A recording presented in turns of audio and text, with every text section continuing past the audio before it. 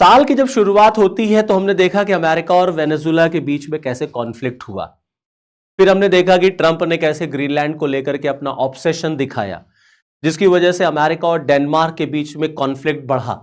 और ये दोनों देश आपको पता है कि नाटो के मेंबर हैं। तो तमाम इस तरीके की बातें निकल के आई कि अब नाटो का जो रेलेवेंस है, नाटो का जो फ्यूचर है, अब वो खत्म।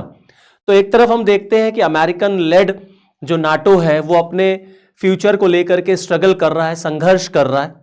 दूसरी तरफ हम ये देख रहे हैं कि कुछ मुस्लिम कंट्रीज जो है वो मिल करके एक नया ग्रुप, नाटो जैसा ही एक नया ग्रुप बनाने की कोशिश कर रहे हैं। That is known as Islamic NATO.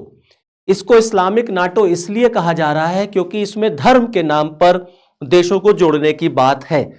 तो क्या धर्म जो है वो एक इतना बड़ा आधार हो सकता है कि देशों को वो इतना नजदीक ले आए? और अगर ये इस्लामिक नाटो बनता है तो भारत को इससे किस तरीके से डील करना पड़ेगा, कितनी बड़ी चुनौती ये भारत के लिए होगी? तो चलिए आइए आज इन्हीं सारे बिंदुओं पर आपके साथ हम डिस्कशन करेंगे। So hello and I welcome you all to my this session. आप सबको मेरी तरफ से जय हिंद। नौ जैसा मैंने आपको बताया कि यहां पर इस्लामिक नाटो बनाने की बातचीत चल रही है, तो क्या धर्म जो है वो इतना बड़ा एक बेस बना सकता है कि धर्म के आधार पर देश इतनी मजबूती से जुड़ जाएं आपस में, उनके बीच में इतनी बेहतर कोऑर्डिनेशन, इतनी बेहतर अंडरस्टैंडिंग हो और वो इतने पास आए कि वो नाटो जैसा ग्रुप बना सकें?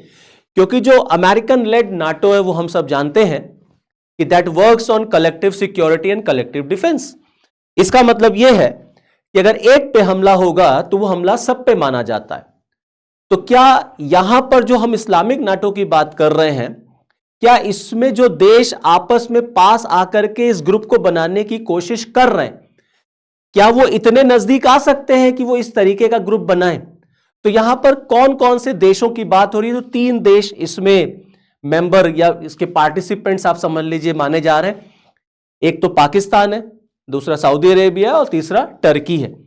ये तीनों मिलकर के एक ऐसा ग्रुप बनाने की कोशिश कर रहे हैं जो कलेक्टिव डिफेंस पे काम करेगा। यानी कि इसका भी प्रिंसिपल वही होगा जो ओरिजिनल नाटो का है कि अगर किसी एक पर अटैक होगा तो that attack would be considered as a war against all.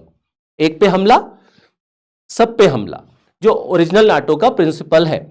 अब जो यहां पर 3 कंट्रीज हैं, पाकिस्तान, टर्की और सऊदी अरेबिया, इनमें ऐसी क्या खास बात है कि ये तीनों देश मिलकर के ऐसा ग्रुप बना सकते हैं? तो एक तो धर्म है। तो क्या धर्म इतनी बड़ी ताकत बन सकता है कि इन देशों को हमेशा के लिए जोड़े रखे? उसके अलावा अपार्ट फ्रॉम रिलीजन, ये तीनों देश इस ग्रुप को क्या कंट्रीब्यूट करेंगे, क्या दे पाएंगे? तो देखिए, हम सब जानते हैं कि अगर हम मुस्लिम वर्ल्ड की बात करें तो मुस्लिम वर्ल्ड में पाकिस्तान एक ऐसा देश है जिसके पास न्यूक्लियर वेपन है। तो only Pakistan has nuclear weapon. Okay, तो पाकिस्तान का जो न्यूक्लियर टेक्नोलॉजी, न्यूक्लियर आर्सेनल है, न्यूक्लियर वेपन है, वो यहां काम आएगा। सऊदी अरेबिया का पैसा काम आएगा। सऊदी अरेबिया हम सब जानते हैं कितना रिच कंट्री है, तो सऊदी अरेबिया हेल्प करेगा पैसे से। और तीसरा जो टर्की है, टर्की हेल्प करेगी अपनी डिफेंस टेक्नोलॉजी से। ये हम सब जानते हैं कि टर्की की जो ड्रोन टेक्नोलॉजी है वो वर्ल्ड वाइड एक्सेप्टेबल है। मतलब उसकी जो डोमिनेंस है टर्की का, वो पूरी दुनिया जानती है। और टर्की की डिफेंस इंडस्ट्री जो है वो भी बहुत पावरफुल डिफेंस इंडस्ट्री है। हम सब ने देखा कि जब ईरान के राष्ट्रपति रईसी साहब का हेलीकॉप्टर क्रैश हुआ था तो टर्की के ही ड्रोन से उनको लोकेट किया गया था, उनको ढूंढा गया था। तो इस वजह से ये तीनों देश इस तरीके से मिलकर के इस ग्रुप को कंट्रीब्यूट करेंगे, ऐसा इनका कहना है। जहां तक रही बात इस नाटो की या इस्लामिक नाटो की, तो आप देखिए इसकी जो फाउंडेशन है ना, इसकी जो नींव है, वो कहीं ना कहीं आप देखें सितंबर 2025 में ही पड़ गई थी। वहीं से इसके कयास, वहीं से इसकी बातें जो है वो शुरू हो गई थी कि ऐसा कुछ बनाने की कोशिश हो सकती है। सितंबर 2025 की मैं बात कर रहा हूं, जब पाकिस्तान और सऊदी अरेबिया के बीच में डिफेंस पैक्ट साइन हुआ था। और पाकिस्तान और सऊदी के बीच में जो डिफेंस पैक्ट साइन हुआ था उसका भी प्रिंसिपल यही है कि एक पे हमला दोनों पे हमला माना जाएगा। तो वहां से आप इसको देख सकते हैं। दूसरी तरफ अभी रिसेंटली सऊदी अरेबिया और टर्की ने नेवल एक्सरसाइज भी की है। तो यहां टर्की भी बड़ा इंटरेस्ट शो कर रहा है ऐसे ग्रुप को ज्वाइन करने के लिए। अब ये अलग बात है कि इस ग्रुप में या इन कंट्रीज के बीच में आपस भी रिफ्ट है, हम उस पर भी आएंगे, बातचीत करेंगे। यहां मैं आपको ये बात बता दूं कि 2025 में जब इजराइल ने कतर पे हमला किया था तो दोहा में एक सम्मेलन बुलाया गया था, एक समिट बुलाई गई थी। वहां पर इजिप्ट ने अरब नाटो बनाने का आइडिया दिया था, अरब नाटो, कि मुस्लिम कंट्रीज को मिला करके एक अरब नाटो जैसा ग्रुप बनाया जाएगा। हालांकि उसको रिजेक्ट कर दिया गया था, कई देशों ने उसको, उस आइडिया को रिजेक्ट भी कर दिया था। इस अरब नाटो को इजिप्ट लीड करना चाहता था, क्योंकि जितने भी मुस्लिम कंट्रीज हैं उनमें सबसे बड़ी सेना, द लार्जेस्ट आर्मीज ऑफ इजिप्ट, सबसे बड़ी सेना, तो इजिप्ट के पास सबसे बड़ी सेना, पाकिस्तान के पास न्यूक्लियर वेपन, सऊदी अरेबिया के पास पैसा, टर्की के पास डिफेंस इंडस्ट्री, ये सारे उनके प्लस पॉइंट्स हैं। लेकिन सबसे बड़ी जो वीकनेस है वो आपस में कोऑर्डिनेशन की है। तो आज ये नाटो, ये इस्लामिक नाटो की अब बात फिर से क्यों होने लग गई, 2026 में क्यों होने लग गई? क्योंकि जिस तरीके से ईरान का इशू चल रहा है और अमेरिका लगातार ईरान पर अटैक करने की बात कर रहा है, तो जो मिडिल ईस्ट के नेशंस है, जो इस्लामिक वर्ल्ड है, इन्हें कहीं ना कहीं अपने एग्जिस्टेंस को लेकर के एक डर रहता है, खतरा रहता है। और खास तौर से इजराइल से हमने 2025 में भी देखा था, इजराइल ने कैसे ईरान पे हमला किया, इजराइल ने कैसे कतर पे हमला किया। तो जितने भी मिडिल ईस्ट के नेशंस हैं ये अपने आप को सिक्योर करना चाहते हैं, इसलिए मिल करके ऐसा ग्रुप बनाने की ये लोग कोशिश करते हैं। रह के बातचीत तो बहुत होती है, लेकिन आपस में इतने सारे रिफ्ट्स हैं, इतनी सारी दूरियां हैं, इतने सारे डिफरेंसेस हैं कि ऐसा ग्रुप बन पाना देखिए बहुत मुश्किल है। जैसे मैंने आपको बताया कि ये पूरा जो मिडिल ईस्ट रीजन है, जो मुस्लिम वर्ल्ड है, इनको अगर आप देखेंगे इसमें आपस में शिया सुन्नी का कॉन्फ्लिक्ट है। जैसे ईरान के साथ सुन्नी कंट्रीज नहीं आएंगे, तो पूरे मिडिल ईस्ट में अगर आप देखेंगे तो ईरान जो एक शिया डोमिनेटेड कंट्री है, एक शिया कंट्री है, और सारे सुन्नी कंट्रीज हैं। तो शिया सुन्नी का जो कॉन्फ्लिक्ट है, इस वजह से ये लोग एक नहीं हो पाते।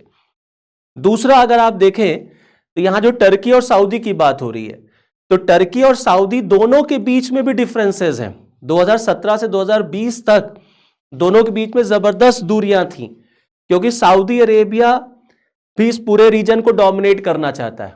वो एक तरीके से वो भी चाहता है कि वो मुस्लिम वर्ल्ड को लीड करे, बॉस करे। तो यहां पर ना मुस्लिम कंट्रीज के बीच में राजा, रूलर बनने की, या एक कह लीजिए ना हेजेमन बनने की, बादशाह बनने की एक ललत है।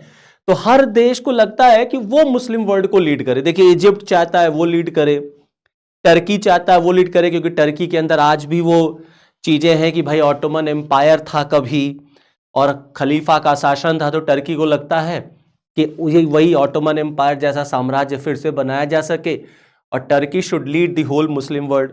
सऊदी अरेबिया को लगता है हम क्यों नहीं, मेरे पास तो इतना पैसा है, तो हम क्यों नहीं लीड करते। ईरान को लगता है हम क्यों नहीं लीड करते।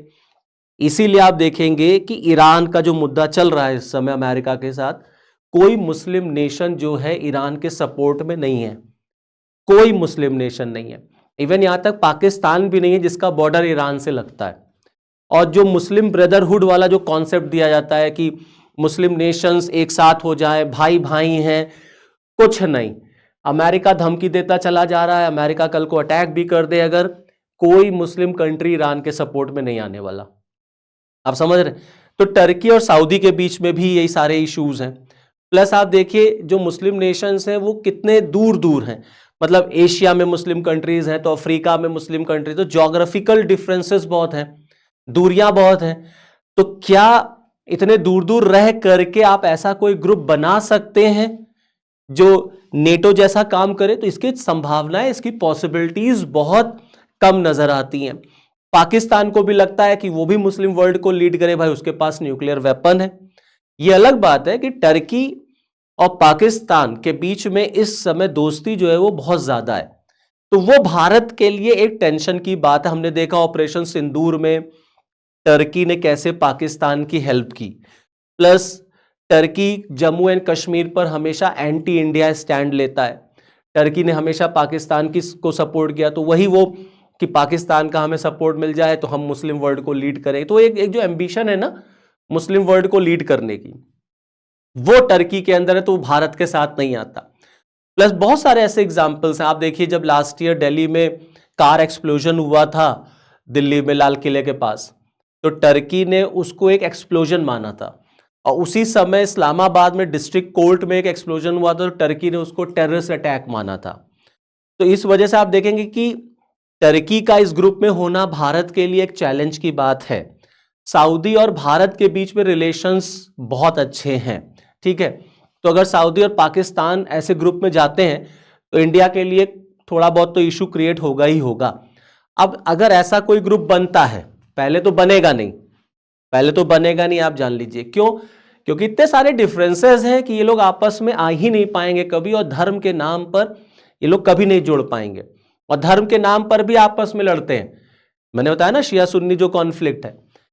और रही बात टर्की की, तो अगर मान लेते हैं, एक हाइपोथेटिकली सोच भी लेते हैं कि हाँ ये बन गया, तो क्योंकि टर्की इसका मेंबर होगा, तो हमारे लिए टेंशन की बात है कि लगातार टर्की आप देखेंगे तो हमारे लिए टेंशन ऐसे क्रिएट कर रहा है कि उसने मालदीव को अभी टर्किश ड्रोन दिए, तो मालदीव को टर्किश ड्रोन, फिर पाकिस्तान के साथ उसका कनेक्शन, फिर बांग्लादेश के साथ उसका कनेक्शन, कि बांग्लादेश को भी उसने ड्रोन्स वगैरह बेचे, डिफेंस डील बांग्लादेश के साथ भी उसने साइन की। तो ये जो टर्की का एक इशू है, ये भारत के लिए एक चैलेंज का मुद्दा है। अब देखिए, टर्की एक ऐसा कॉमन देश होगा जो अमेरिका लेड नेटो का भी मेंबर है। तो पहले तो अमेरिका भी नहीं चाहेगा कि ऐसा इस्लामिक नाटो जैसा कोई ग्रुप बने जो इजराइल के अगेंस्ट हो, क्योंकि अमेरिका खुल करके इजराइल को सपोर्ट करता है। अभी आप देखें, अमेरिका ने इजिप्ट, जॉर्डन, लेबनान में जो मुस्लिम ब्रदरहुड की ब्रांचेस हैं उन्हें टेररिस्ट ऑर्गेनाइजेशन डिक्लेयर कर दिया। तो अगर टर्की जो अमेरिकन लेड नेटो का भी मेंबर है और वो यहां पर भी मेंबर बनना चाह रहा, तो अमेरिका ऐसा होने नहीं देगा, क्योंकि टर्की अमेरिका का एक अच्छा एलाय है, इजिप्ट अमेरिका का अच्छा एलाय है, यूएई अमेरिका का अच्छा एलाय है, कतर है, सऊदी है। तो अगर ऐसा कोई ग्रुप यहां बन रहा है जो इजराइल के खिलाफ होगा या इजराइल को काउंटर करने के लिए होगा, तो अमेरिका कभी ऐसे ग्रुप को बनने नहीं देगा। ये बहुत बड़ी बात है। तो इसी वजह से सऊदी, पाकिस्तान और टर्की के आ जाने से यह है कि हाँ चलिए ठीक है, ये एक तरीके का ग्रुप कोशिश की जा रही है किस तरीके का ये ग्रुप बने, बट इसकी संभावनाएं, इसकी पॉसिबिलिटीज बहुत कम है। तो अगर ये ग्रुप एग्जिस्टेंस में आता है तो भारत के लिए थोड़ा बहुत चिंता का विषय होगा, क्योंकि पाकिस्तान को बैठे बिठाए सऊदी का पैसा, टर्की की इंडस्ट्री मिलेगी, और पाकिस्तान जो है टर्की के दम पर, सऊदी के दम पर फिर वो इंडिया को आग दिखाएगा। लेकिन जहां तक रही बात इसके बनने की, उसकी संभावनाएं बहुत कम है। तो इसी वजह से अभी फिलहाल इसको लेकर के बहुत ज़्यादा भारत को परेशान होने की कोई ज़रूरत नहीं। तो चलिए फिर इस वीडियो में इतना ही, मुझे दीजिए इजाज़त। नेक्स्ट वीडियो में आपके साथ फिर मिलूंगा, तब तक के लिए जय हिंद।